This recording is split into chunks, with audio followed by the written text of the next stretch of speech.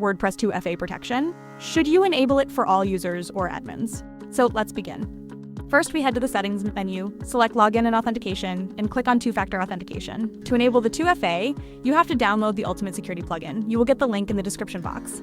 As we can see, we have two methods available in the free version. So in this video, we'll use Authenticator apps. Inside the option, toggle this on. Next, we have Enable for Roles option. This is where you decide who needs that extra layer of security. While admins are the primary targets for hackers, enabling 2FA for all roles like editors, authors, even subscribers, and other users ensures that even if a password is leaked, your entire site remains protected. Next, we have the advanced settings, and we will keep it the same. After that, we will also keep the XMLRPC option the same as it is now. For extra security, encrypt the keys in your database. In this video, we have already done it.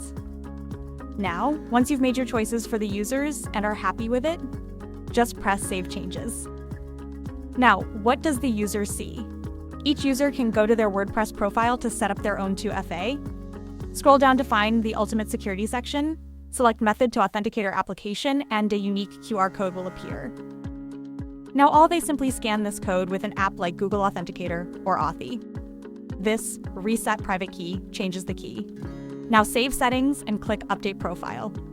Their account is now linked and secured. Let's see it in action. When a user logs in with their standard username and password, they aren't let in immediately.